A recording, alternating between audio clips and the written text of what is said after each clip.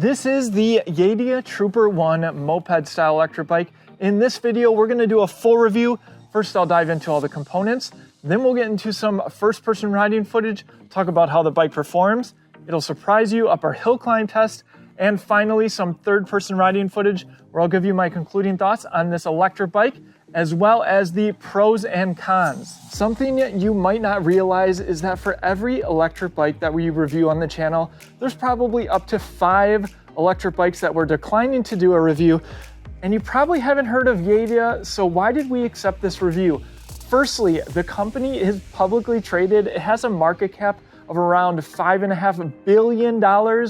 They've sold over 10 million units according to their website. And the company has been around for over 20 years, so that at least got me intrigued. But the bike also has a 750 watt motor that I believe is peaking much higher than that. It's also full suspension, giant battery, and is UL certified. But I'm getting ahead of myself. First, let's take a closer look.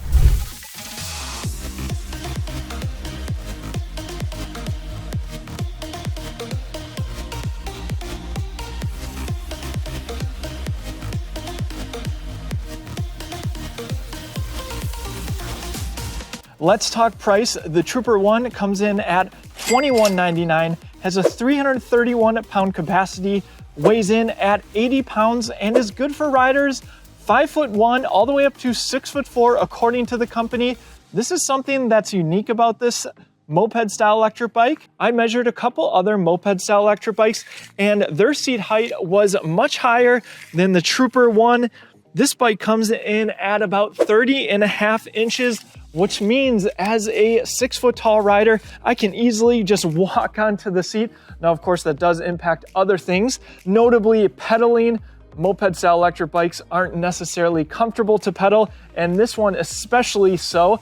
When we'll get to the first person riding footage and the third person riding footage, you'll see that. But what's nice about this bike is it's going to be accommodating to shorter riders. Let's talk components. Tektro hydraulic disc brakes paired with 180 millimeter rotors. It's got beefy CST BFT 20 by 4 inch tires with tread on them. There's what I'd call a half fender here, as well as a splash guard on what I'll call the down tube, as well as a rear fender, and they are all plastic. It's a bolt-on front axle. And to add to the aesthetics, we have these front suspension guards, RST branded. It has an inverted front fork. There's no adjustment on this dual crown suspension. I'll push on the front suspension so you can get an idea of what to expect. And that front suspension fork is surely nicer than the rear suspension. Now, I am a lighter weight rider, but this is what you can expect out of that rear suspension. Up front is an integrated moto-style headlight, which can be turned on at the handlebars with the push of a button. And there's also a horn. Not super loud, but certainly will alert pedestrians. Probably not those in cars though. There's a bit of a rat's nest as it relates to cable management, though I do have to commend the company for their shipping. It came via freight, which means the box was bigger, front wheel was already installed, and all I had to do was install these front handlebars. In the cockpit, we have Tektro levers complete with motor cutoffs, locking velo grips, very simple display, power button in the middle, battery capacity on the right side, current speed front and center, odometer displayed. Hitting the M button will change that information, trip and voltage, and back to odometer. Pedal assist is controlled with this top arrow.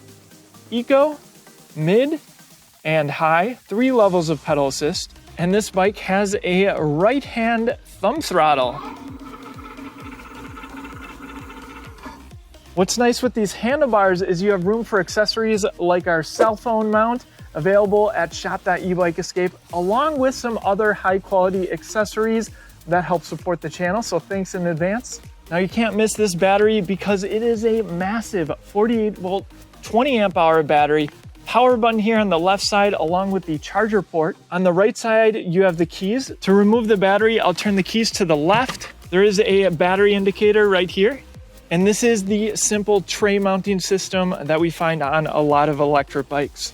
Now the battery certainly adds to the cool look of this electric bike, but just a note, it does change the center of gravity. I couldn't notice anything, but it's something to be aware of. The bike has a center storage basket where I put the charger temporarily. This is a 3-amp charger, so it will take just under 7 hours to charge this bike from empty. And the max load is 10 kilograms. It comes with metal pedals and a rear mounted kickstand.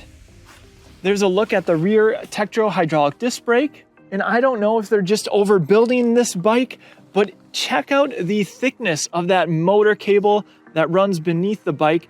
In the rear is an integrated light, and it is brake actuated as well. No turn signals though. The seat is Yadea branded, and it's actually pretty comfortable. There's a look at the 750 watt motor. This is a class 2 electric bike with a top speed of 20 miles per hour, whether you're pedaling or using the throttle alone. Speaking of pedaling, this has a single speed and a very small front chainring, so you can guess how much pedaling they're expecting you to do on this electric bike. Spoiler alert, basically none. There's the UL certification sticker, UL2849. But what you care about more is probably how this bike performs. Let's get into some first-person riding footage. All right, let's see what this bike can do. Remember, it is a class 2 electric bike, which means a top speed of 20 miles per hour, whether I'm using the right-hand thumb throttle or while I'm pedaling. The throttle does not engage without pedal assist on, so something to be aware of. There are 3 levels of pedal assist. I will pedal this electric bike just to see what it can do. But first, our throttle only test. Speedometer app by Cool Nix to show us the top speed. All right, here we go. 750 watt motor, 3, 2, 1, throttle only. And it feels like a decent amount of pickup there. And we're already at 20 miles an hour on the GPS. So undoubtedly a 750 watt motor that I'm sure is peaking higher. Not sure what the peak output is, but very easily gets you to 20 miles per hour. Now we can go through the various pedal assist modes, but this is an electric bike with its geometry being a moped-style electric bike. It's just not going to be very comfortable to pedal. If I slide myself back on the seat, I can get a little bit more leg extension, but then I'm further away from the handlebars. So I'll show you my legs here, just so you can see. It's almost like I'm kissing my knees while pedaling. This is the first level of pedal assist in Eco, going about 10 miles an hour, cruising along. Let's go ahead and go into mid. You can see my legs are spinning quite fast. Again, this is a single speed.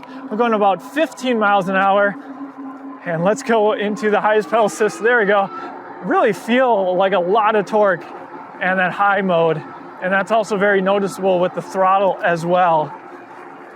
And at this point, my legs are just completely spinning, almost impossible to provide any effort. This is a bike that's meant to be ridden on throttle alone. Let's do a brake test right at this crosswalk. We'll test out these Tektro hydraulic disc brakes. All right, no problem. I mean, that stopping distance was very short.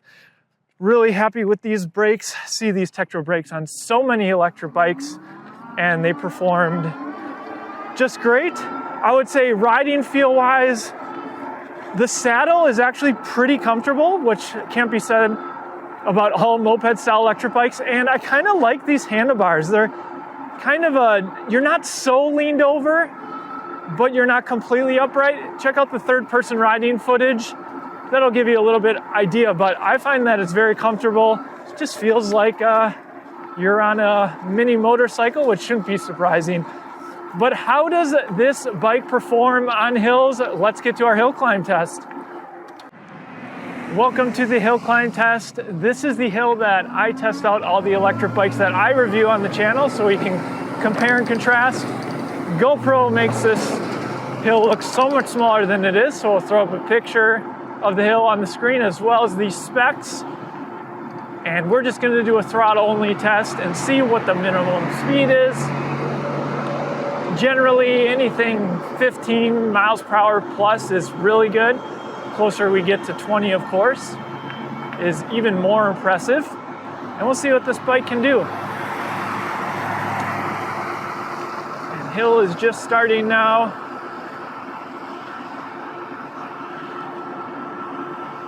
And it hasn't started going down yet, holding us at 19 miles an hour.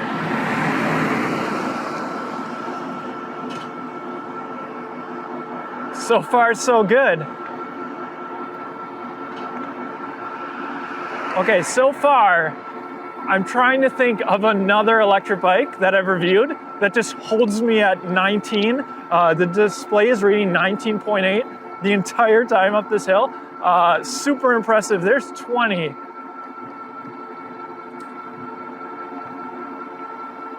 Okay, so there is definitely something special about this motor. Now, I am a lighter weight rider at around 145 pounds, but this hill climb performance is extremely impressive. Got us up the hill, 20 miles per hour, no problem. All right, with that, let's get into some third-person riding footage. I'll give you my concluding thoughts on the Yadea Trooper 1. We've seen our fair share of moped-style electric bikes before, and undoubtedly the focus is on three things: battery capacity, motor power, and yes, looks. The Yadea's 48-volt 20-amp-hour battery checks the box on capacity, though there certainly are brands out there who have moved to 52-volt batteries. The motor power is also there, easing you on to get started, but then accelerating up to the top speed of 20 miles per hour pretty quickly. And the hill climb performance on the Trooper 1 was impressive. Now certainly this 1300 watt peak motor is capable of more, but Yadea decided to keep things in the bounds of a Class 2 e-bike, with the throttle topping out at 20 miles per hour. That may be a pro of this e-bike for those who like to follow the rules, but of course there are plenty of people that like to push things to the limit of what constitutes an e-bike, and if that's you, I'm here to tell you that this isn't your e-bike. Looks wise, I like the design, the riding position felt comfortable, as did the seat. The Trooper 1 stands out for its UL certification. Yes, it seems this is the way the industry is going, but it's nice to see a brand that's not yet known in the US to make that a priority from the start. Now clearly Yadea is a prominent company, but more well known in Asia. Their plan is to complete their initial market entry here in the US in the next 3 to 5 months, which clearly started with sending review units to reviewers like me, and I'm told their plans in the US market are ambitious. There's talks of bringing in dealerships, which will serve for maintenance and repairs, so that's certainly something to look into at the time you're watching this video if this is an e-bike you're considering. They also plan to have a dedicated customer service team in North America, which is something, again, that isn't always a given for Asian companies entering the US market. At this point though, it's more of a wait and see when these plans come to fruition, so we'll certainly be keeping a close eye on them. Now, no e-bike is perfect. On moped-style e-bikes like this one, turn signals have started to become more common, and the horn could be a bit louder. The rear suspension is just basic. At its current price of $21.99, there are surely a number of other moped-style e-bikes to consider, but the Trooper 1 does include most of the features you'd expect at this price. I'm curious what you think of the Yadea Trooper 1 down in the comment section, and what other moped-style electric bikes you'd consider at this price point. Thanks for watching, and I'll see you in the next one.